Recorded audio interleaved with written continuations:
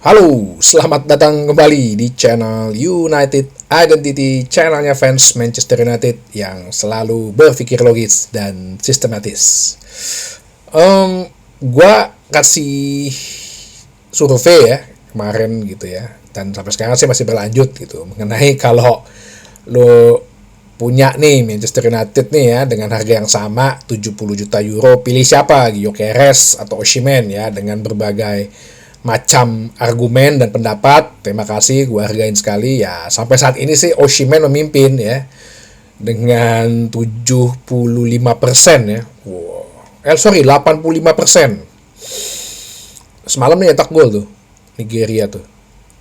Bahkan kemarin habis pertandingan ada videonya, tanya, ada nggak tahu jurnalis, nggak tahu sosial media influencer atau apa gitu, tanya Chelsea atau Manchester United gitu, dia nggak jawab, dia ketawa, dia bilang fokus aja dulu untuk lawan Zimbabwe habis ini tanya.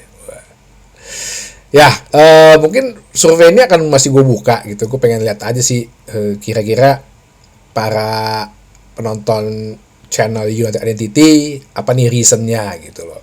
Karena menurut gue seperti yang gue bilang di episode sebelumnya, ya bisa jadi ini adalah satu kepingan terakhir ya, kepingan puzzle penting gitu yang ada dalam skema Ruben Amorim. Dan gue bahas juga pernah bahwa sebenarnya dua-duanya cocok, fit banget dalam sistemnya Amorim gitu. Nah ini yang gue pengen tahu dari teman-teman gitu. Silahkan aja, kita masih gue buka kok ini ya surveinya. Terus gue coba bahas, ada berita ya, ini dari Florian Plettenberg ya, si jurnalis Sky Sport Jerman, tapi gue kayaknya kebanyakan membantah segala berita dia deh. Dikabarkan bahwa Manchester United memonitoring Kenan Yildiz ya. Kenan Yildiz ini adalah gelandang serangnya Juventus ya, pemain dari Turki, masih 19 tahun. Posisinya dia sebenarnya left winger bisa, tapi dia jadi attacking midfielder, tengah itu juga bisa ya, dia nomor 10 gitu ya. Tinggi 187, masih 19 tahun. Dia bermain di Juventus. Nah, cuman si Juventus ini masang harga agak-agak kurang ajar gitu loh, 75 juta euro. Padahal nih pemain kan sebenarnya dari akademi Juventus ya, dari akademi Juventus. Nah, gue sih bilang ya bahwa kayaknya untuk kedepannya bisa jadi banyak pemain diambil dari selain dari Liga Inggris ya, selain dari Liga Inggris, besar kemungkinan juga dari Liga Italia. Kenapa? Karena Liga Italia itu sering memainkan banyak tim yang memainkan pola 3 back, 3-4-3, 3-5-2, 3-4-1-2 ya, Atalanta, Bologna juga, Juventus, bahkan kalau nggak salah Inter Milan ya, banyak lah tim-tim itu. Jadi supaya nggak terlalu canggung gitu ya dengan yang biasa 4-3-2-1 atau 4-2-3-1 gitu. Nah, banyak kan sih bisa jadi banyak dari pemain-pemain Italia. Contohnya aja Patrick Dorgu gitu, dan langsung nyetel kan. Nah, cuman harus dilihat juga gitu masalah harga ya. Kenapa gue bilang dari Italia? Satu, mereka banyak 3-4-3, dan jadi Italia itu kan emang bermain taktikal ya, bermain taktikal. Jadi kalau pemain yang ke liga lain dengan taktik yang berbeda, biasanya sih langsung bisa adaptasi gitu. Jadi Liga Italia itu jangan bilang pelatih-pelatih Italia itu miskin taktik gitu loh. Liga Italia itu emang bener taktikal gitu ya.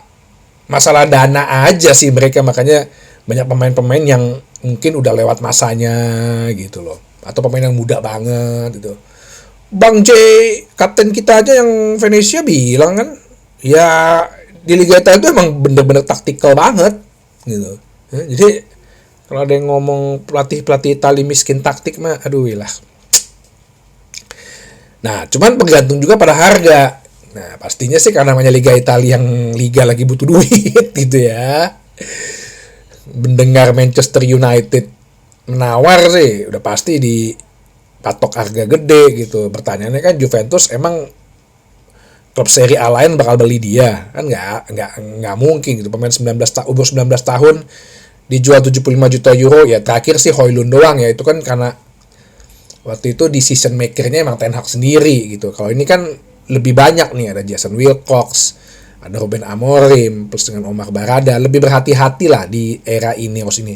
Ada supervisi juga dari Sir Dave Brassford, mungkin si Jean-Claude Blanc, bisa jadi si Sir Jim Ratcliffe interfere gitu kan. Nah, jadi gue rasa ya kalau mau ditambahkan sebagai squad untuk dia penyerang kiri sih bisa aja. Kalau misalnya Rashford jadi kita jual, ya feeling gue pasti dijual lah.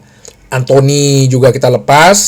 Berarti kan sebenarnya nomor 10 itu kan kita cuma suka pasang ya Zirze Garnacho atau Zirze Ahmad kan. Ya kalau mau lebih cepat lagi alur serangannya, ya harus ada pemain yang punya skill dan kecepatan. Yildiz ini sih beberapa kali sih gue nonton ya, walaupun gue termasuk ini anti Juve, nggak suka Juve gue. Ya, jadi kalau ada kan dulu gerakan anti Juve. Jadi kalau dulu tuh teman-teman gue tuh ya, bukan gue rasa di semuanya deh, di semuanya, dimulai dari SMP, SMA, kuliah, tempat kerja. Ibaratnya kalau dari 10 orang nih ya, 10 orang gitu, 5 apa 4 orang gitu fans MU, 3 fans klub Italia lain, pasti 1 ada fans Juventus. Dari 30 orang atau 20 pasti ada 1 fans Juventus. Dan fans Juventus itu yang benar-benar maniak banget gitu, yang sampai ada teman kuliah gue tuh sampai jam tangannya, motornya ditempel-tempel stiker Juventus. Gue sih sering lihat ya si Yildiz ini beberapa kali main juga. Jadi ya permainannya cukup pemain cepat ya. Dengan Thiago Motta kan yang kadang-kadang juga pasang 3-4-3, kalau nggak 4-3-3 ya dia. Nah, gue rasa cocok.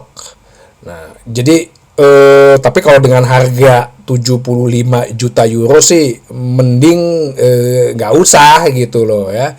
Lebih baik lo cari pemain-pemain dari Liga Inggris ya, kayak story-nya Eden Haven lah gitu ya. Dia story-nya Eden Haven lah, bahwa ada pemain yang ditawarin kontrak profesional dari akademi, dia nggak mau. Nah, di situ lo masuk tuh, nyelipin proposal tuh ya, bukan proposal THR ya, ormas dong, selipin tuh proposal ya. Jadi ya kayak story Eden Haven, Cido Obi kayak gitu dah. Nah, itu aja mendingan kalau opsi-opsi murah.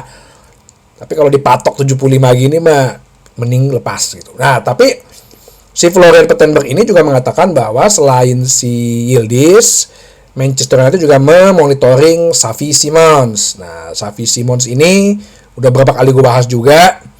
Sekali lagi, masalah harga sih menurut gue yang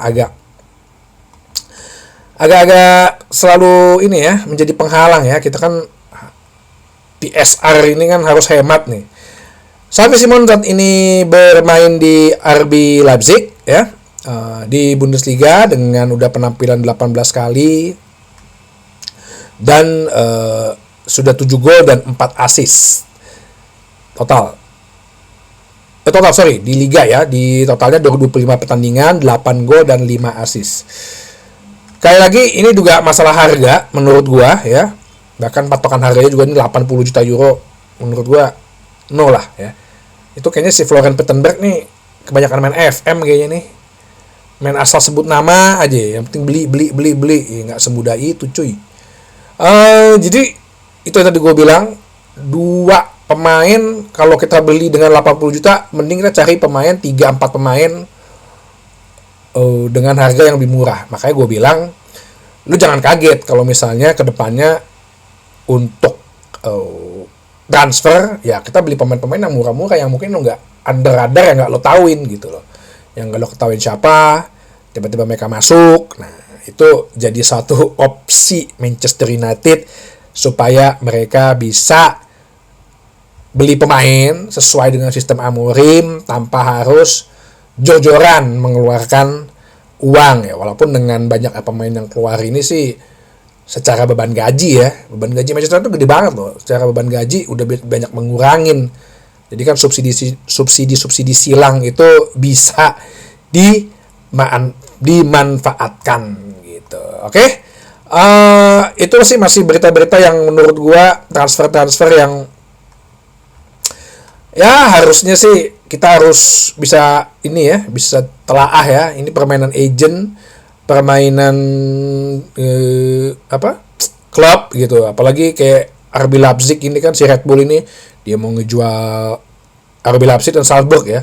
Dia mau ngejual Sesko, mau ngejual Xavi. Ini kan klub ini nih, klub jual pemain-pemain muda kan, beli murah, jual pemain muda, jual pemain mahal, beli murah, jual pemain mahal.